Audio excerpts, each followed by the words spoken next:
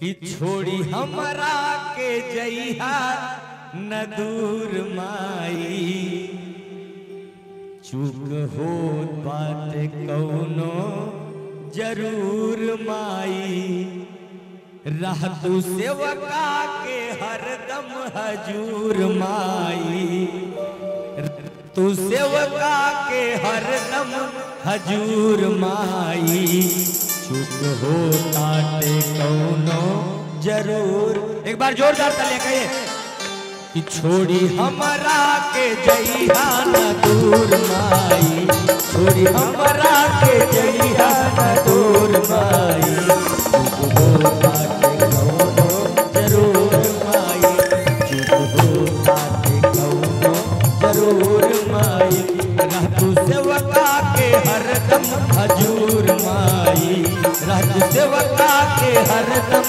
हजूर माई, चुप हो ताटे कौनो जरूर माई, चुप हो ताटे कौनो जरूर माई। क्या बात है मां?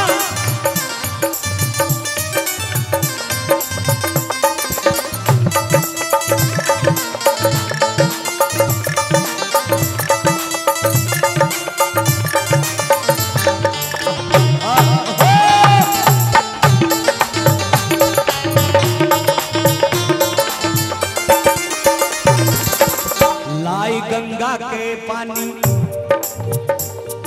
गंगा जल, लाई गंगा के पानी, आंगन ली पीला, भाई के कल सामाई हम तो के आज नेवतीला।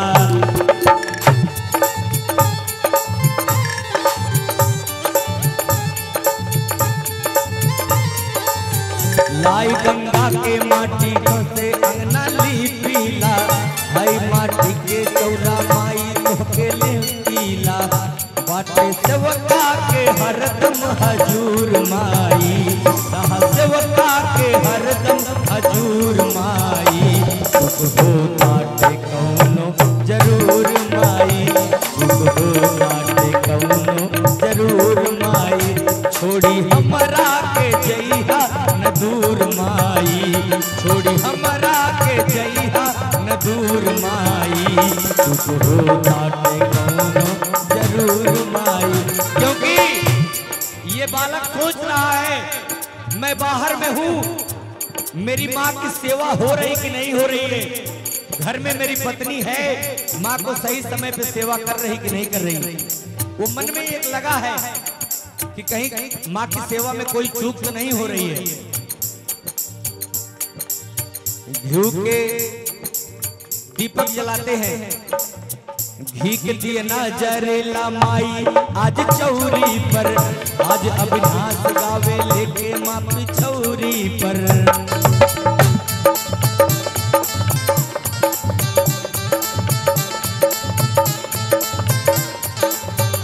काहे राखेलू हमरा से दूर माई, काहे रहेलू हमरा से दूर माई, चुप हो ताटे कौनो जरूर माई, चुप हो ताटे कौनो जरूर माई, रह तू सेवका के हरदम हजूर माई, रह तू सेवका के हरदम हजूर माई, चुप हो ताटे कौनो जरूर माई, चुप हो ताटे कौनो जरूर माई। क्यों माँ बाप क्यों छोड़ के नहीं जाते? माँ बाप क्योंकि सांसों में बसे हुए हैं, एक एक सांस। अगर एक बच्चे को आप देख लीजिए ना, तो उसकी शक्ल से, उसकी चाल चलन से आप उसके माँ बाप का अनुमान लगा लेंगे। उसकी नाक, नैन, नक्श कहीं ना कहीं परिवार पर आता है। आइए, क्योंकि मेरी सांसों में तू है समाया, मेरा जीवन तो है तेरी छाया। माँ बाप की परछाई बच्चों में चलती है।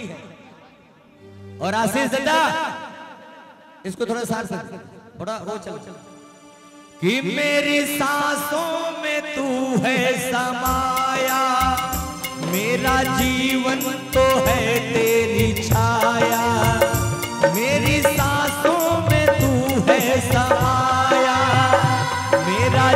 जीवन तो है तेरी छाया, तेरी पूजा करूं मैं तो हर दम।